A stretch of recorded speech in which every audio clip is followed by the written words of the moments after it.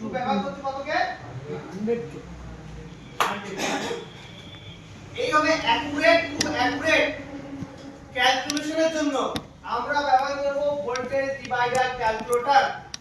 কিভাবে বলো তো ভোল্টেজ ডিভাইডার ক্যালকুলেটর বুঝছো কি বলনি কিভাবে করব ভোল্টেজ ডিভাইডার ক্যালকুলেটর।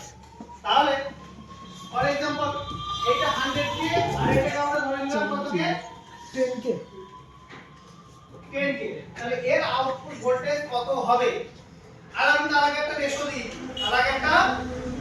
দিই যে আমার এক্সপিরিয়েন্স অনুযায়ী ভোল্টেজ 0.4 to 1.2 কত ভোল্টেজ বলো তো 0.4 থেকে 1.2 সামান্য টলারেন্স মাল্টিমিটার হিসাবে বা মাল্টিমিটার অনুযায়ী সামান্য টলারেন্স থাকতে পারে। ধরো এখানে তো 2 এর জায়গায় 3 হতে পারে আর এখানে 4 এর জায়গায় 5 হতে পারে, এর থেকে কম হবে না। এইটা হচ্ছে ইউনিভার্সাল ভোল্টেজ। এটা কি ইউনিভার্সাল ভোল্টেজ এর মধ্যেই থাকবে একটা ভ্যালু, ঠিক আছে, এর মধ্যেই থাকবে। এবার যদি অ্যাকুরেট ক্যালকুলেশন করতে চাও তাহলে আমাকে জানতে হবে কত ভ্যালু R1 R2 কত ভ্যালু 100 ইনপুট ভোল্টেজ কত ভোল্টেজ 1.8। এবার সবাই গুগলে গিয়ে সার্চ করো ভোল্টেজ ডিভাইডার ক্যালকুলেটর। সার্চ করে যাবে সাথে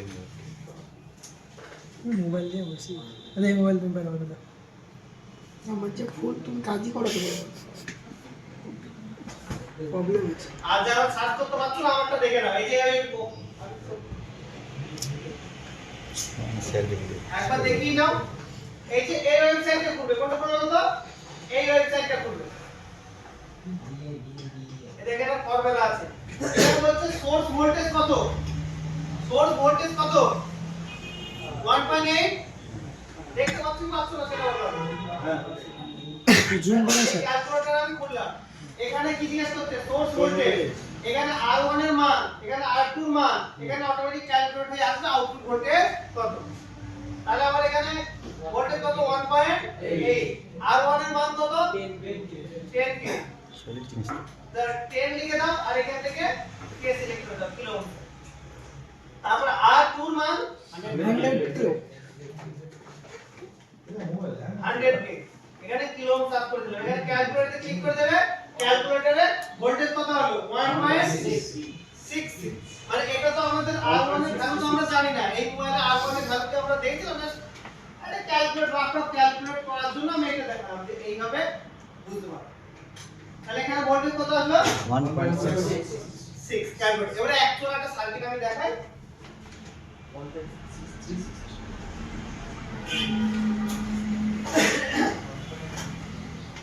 তো এটা অ্যাকচুয়াল সার্কিট দেখাই। এবার কিভাবে বার করবে অ্যাকুরেট টু অ্যাকুরেট, এত কিছু কিন্তু লাগে না। এত কিছু লাগে আমি শুধুমাত্র বলেছি ভ্যালু চেক করে দেবে আর আউটপুট চেক করে দেবে আর চেক করতে হবে। এটা অ্যাডভান্স যদি কেউ শিখতে চান তাহলে শিখুন। এভারেজ ভোল্টেজ কত হবে সব মোবাইলের জন্য মিটারটেক বললাম 1.4 থেকে 1.2 কারেক্ট।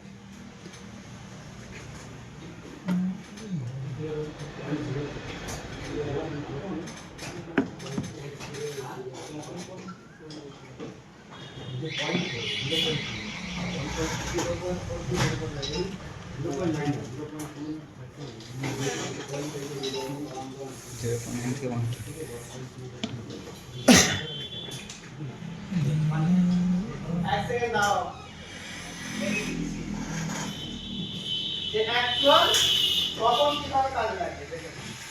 তাহলে এখানে আমি চুজ করে দিচ্ছি এনটিসি বলে সার্চ করে দেখি পাই কিনা। এই যে পেয়েছি এনটিসি। এইটার একটা ছবি তুলে দাও। এটা এনটিসি এর আইকন দেখো, এরকম রেজিস্টারের মতো কাটা চিহ্ন থাকবে। এইটা হচ্ছে এনটিসি আর এটা হচ্ছে সেই ভোল্টেজ ডিভাইডার সার্কিট।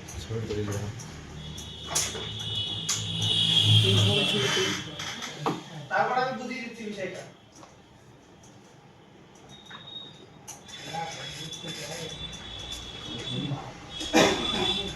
ছবি দিলাই কাজ হয় এই গ্রুপে পাঠান দেন। হয়ে গেছে কমপ্লিট? হ্যাঁ স্যার। এবার দেখো 1.8 সেই পাওয়ার লাইন থেকে আসছে, কারেক্ট?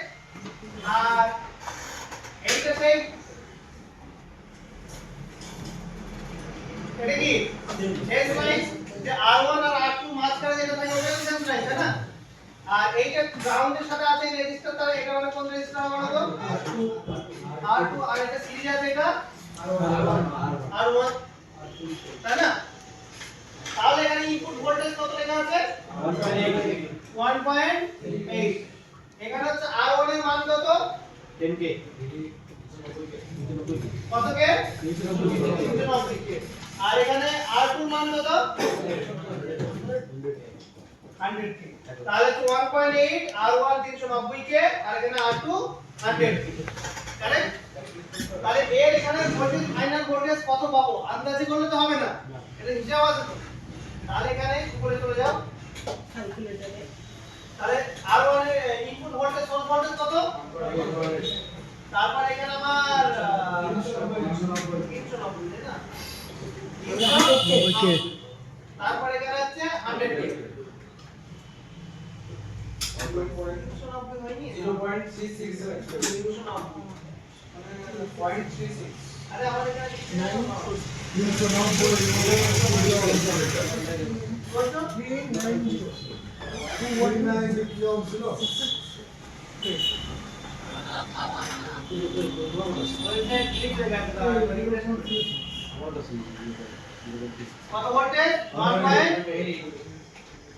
1.8 R1 এর মান কত? 300। R2 মান 100। ঠিক আছে, এখানে হচ্ছে কিলো ওহমস করে দিই। তাহলে এখানে কত লাগবে বলো তো? 0.67, মানে মাল্টিমিটার 4 ভোল্টেজ দেখাবে। মাল্টিমিটার কত ভোল্টেজ দেখাবে? 4 ভোল্টেজ। যদি একদম অ্যাকুরেট টু অ্যাকুরেট কাজ করতে চাও তাহলে এইভাবে ক্যালকুলেশন করে আরামসে কি করতে পারবে, বের করতে পারবে, কিন্তু দরকার নেই। কিন্তু কি 0.4 ভোল্ট তো? হ্যাঁ, এখানে ভোল্টেজ দেখাবে 0.4। কত ভোল্টেজ দেখাবে বলো তো? 0.4। তাহলে এখানে আমার ফাইনালি সেন্স লাইনে কত দরকার? 0.4। এটা একদম ম্যাথমেটিক্যাল হিসাব। এটা কি ম্যাথমেটিক্যাল হিসাব, এর বাইরে তো যাবেই না, একদম অ্যাডভান্স সিস্টেম হয়ে গেল। কিন্তু আমি কি বলেছি, একদম চোখ বুঝে 0.4 টু 1.2 এর মধ্যে ভোল্টেজ এনে দাও। যে যাই সার্কিট আগে ব্যবহার আছে মানে ধরে না, যে কোন মানে আলাদা আলাদা সার্কিট ব্যবহার করা আছে, যাই সার্কিট ব্যবহার এনে দাও, এই ভোল্টেজ যদি এনে দিতে পারো তাহলে কাজ মিটে যাবে। এই ভোল্টেজ যদি এনে দিতে পারো তাহলে কাজ মিটে যাবে। এবার ধরো নিজে থেকে একটা সার্কিট বানাবো, নিজে থেকে একটা সার্কিট বানাবো। ধরে নাও আমার দরকার, আমি 0.5 এর আউটপুট নেব। ধরে নাও আমার কেউ একটা টেকনিশিয়ান সব কি করেছে, তার সেকশন ছিঁড়ে উপরে পুরো ফেলে দিয়েছে, তাই তো? তাহলে আমি নিজে থেকে একটা সার্কিট বানাবো। তাহলে নিজে থেকে সার্কিট বানানোর জন্য কি করবে? আউটপুট ভোল্টেজ চলে আসবে। কোথায় আসবে ওটা? আউটপুট ভোল্টেজ আসবে 0.5। কত ভোল্টেজ লাগবে? 0.5। এখানে ক্যালকুলেটরে কি করবে? তাহলে এখন রিফ্রেশ করি। এখানে দাও 1.8 আর আমার আউটপুট ভোল্টেজ কত? এখান থেকে ভুলে সব কেটে দিই। এখানে আমার আউটপুট ভোল্টেজ কত লাগবে? 0.5। ঠিক আছে, এবার আমার রেজিস্টারের R2 ভ্যালু, আমি একটা রেজিস্টার ভ্যালু লিখে দিয়ে দিই। ধরুন এখানে 100 কিলো। কত কিলো আছে? 100 কিলো। তারপর ক্যালকুলেট কি দেবে? আউট সোর্স ভোল্টেজ দেবে তো 1.8 দিয়ে 1.8। তাহলে আমার কত কিলো লাগাতে হবে? R1 লাগাতে কত কিলো? তারপরে 360। আর আমার 100 কে রেজিস্টার দিয়ে আমরা চাইলে একটা 0.5 ভোল্টেজ বানাতে পারবো, পারবো না? তাহলে এটা তাহলে নিজে সার্কিটও কাস্টমাইজ করে বানাতে পারবো। কোনদিন দরকার হলো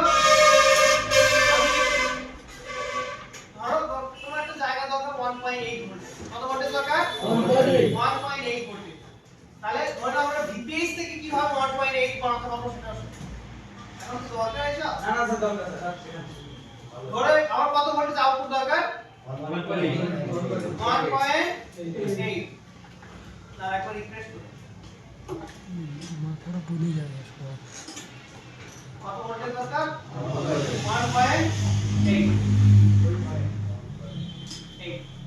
R1 বা R2 যে কোনো একটা দিলাম ধরো R1 দিলাম আমি 10 কে দিলাম কত দিলাম 10 কিলো ওহম দিলাম এবার আমার 4 ভোল্টেজ কত দেব বলো তো 3.7 দিলাম ঠিক আছে ক্যালকুলেট করে দিলাম বাবা এখানে অনেক ohm line kilo ohm select করে দিলাম কত কিলো আসছে ওই সালে 10 কে কত ধরে দিতে পারো 10 কে তাহলে আমি একটা 3.7 ভোল্টেজ কে আরামসে 10 আর 10 কে রেজিস্টার দিয়ে মাঝখান থেকে আমরা চাইলে 1.8 বার দিতে পারবো পারবো কি পারবো না এখন যারা নতুন তাদের বলে যে আমাদের সর্বনাশ হয়ে গেছে কিছু করার নেই বাদ দাও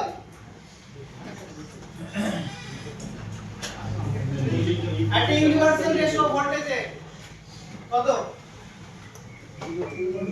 আমরা দেখো 1.2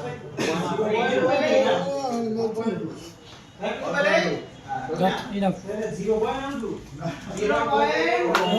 থেকে 1.2 মিডিয়াটেক কোয়ালকম যাই হোক মিডিয়াটেক কোয়ালকম যাই হোক 0.4 থেকে 1.2 দিয়ে দেবে কাজ মিটে যাবে এবার আমি একটা লাস্ট কোড করছি টেম্পারেচার রেটের প্রবলেম ইকুয়াল টু কি হবে টেম্পারেচার প্রবলেম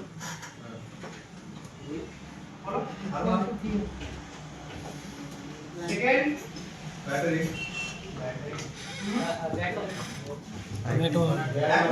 आईडी पेट्रोल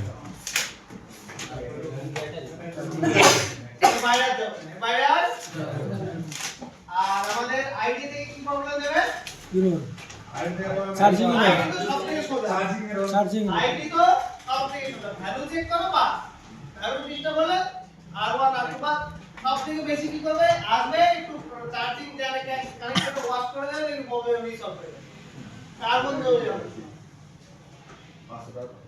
তো আর বেশি জলগুলো করে লাভ নেই এইটুকু তো বুঝতে পারছো যে কার্বন লাইন থেকে কি প্রবলেম আছে হ্যাঁ স্যার একবার লাভ বলে দাও তাহলে কি স্যার কার্বন লাইন থেকে কি প্রবলেম আছে টেম্পারেচার তো হাই টেম্পারেচার লো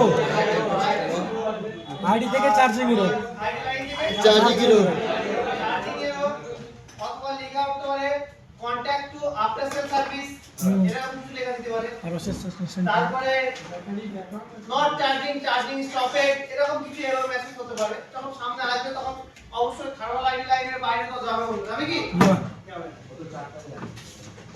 তাহলে মোটামুটি হলো নট চার্জিং হলো টেম্পারেচার হাই টেম্পারেচার লো হলো চার্জিং এর লো এটা খুব ট্রেন্ডিং প্রবলেম এখন কি হচ্ছে ট্রেন্ডিং প্রবলেম স্যার ব্যাটারির আর টুটা দেখিয়ে দিন একটু এবার বাড়িতে এসে ট্রাই করবে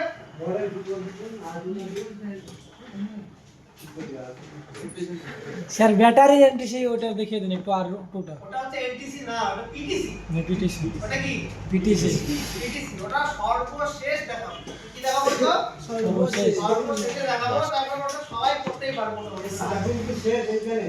না চার্জিং শেষ না এখন হচ্ছে double battery connector double charging IC IC book charging turbo charging কিন্তু এখন টাইম লাগবে না আধা ঘন্টা মতো হয়ে যাবে তাহলে এখন ম্যাক্সিমাম আমরা বুঝতে শিখে গেছি তাই না স্যার স্যামসাংয়ের ওই ইলো কালারের ওইটা দেখিয়ে দিন একটু